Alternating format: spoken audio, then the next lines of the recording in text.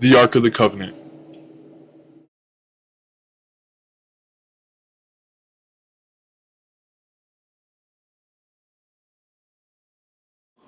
According to the ancient biblical story of Exodus, the prophet Moses, leader of the recently freed Israelites of ancient Egypt, spoke to God on Mount Sinai. It was on top of Mount Sinai that God gave Moses the Ten Commandments. The Ten Commandments were the 10 most sacred laws that the Hebrew people must live by according to God. These sacred laws include such things as believing in the one God, staying pure and good while living on this earth, and constantly obeying God's word while living the Jewish faith.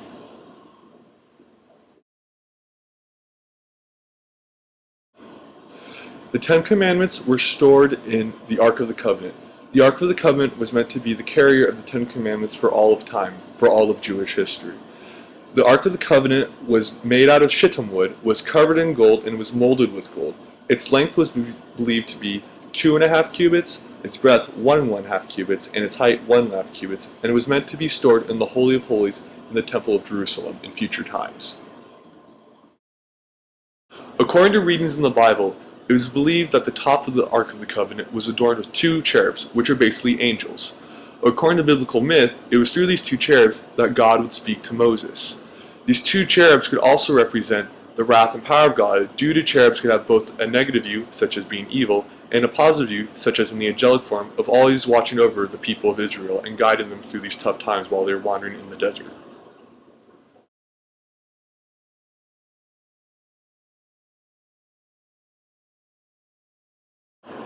One of the items in the Ark of the Covenant was Aaron's budding rod.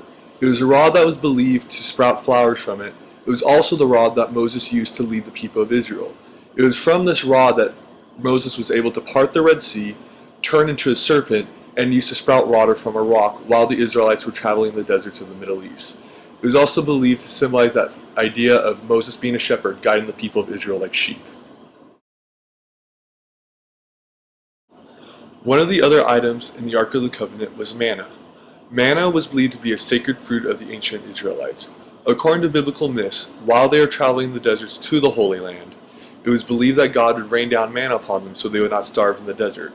Manna, along with quail, was some of the food that God would give the ancient Israelites while traveling in the desert. Manna today is still believed to be an ancient food for both Judaism and for Christianity.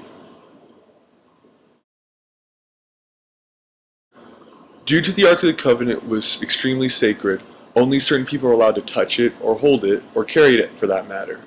The high priests of the temple were the only people allowed to ever carry the Ark of the Covenant, and due to it was so sacred and powerful, they had to carry it on staffs. Due to the Ark of the Covenant was extremely sacred and powerful, it was believed anyone who was considered impure by the eyes of God would die because of disease or lightning coming from the actual Ark of the Covenant. The Ark of the Covenant was believed to be extremely powerful. It was believed to be the source of God's power on earth. It was so powerful that it was believed if opened, it would release fire and lightning that could just wipe out the enemies of the people of Israel. It was believed that the Israelites would use this power against many of their enemies, such as the Philistines and various other tribes found in the Middle East. In this image, you see the Ark of the Covenant releasing the wrath of God into the heavens.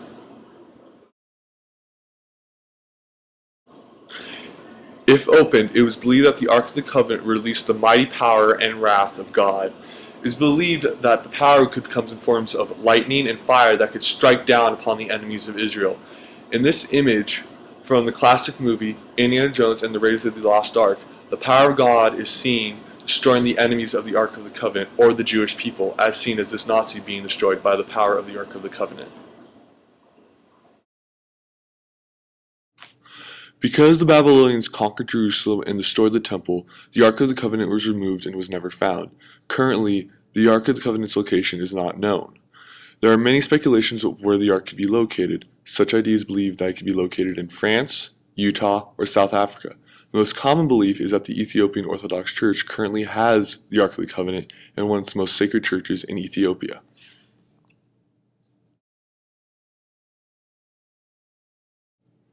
In this image, you see the notorious Ron Wyatt, who is believed to found the Ark of the Covenant.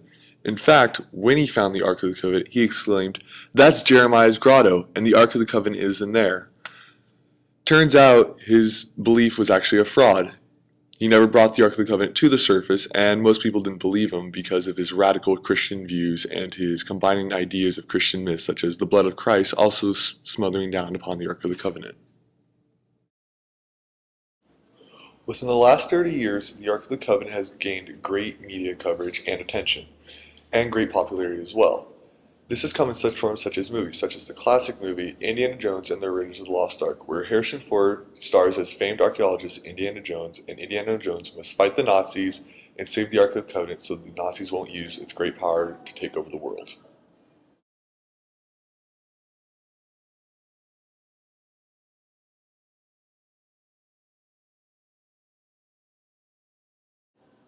Does the Ark of the Covenant exist? We will never truly know.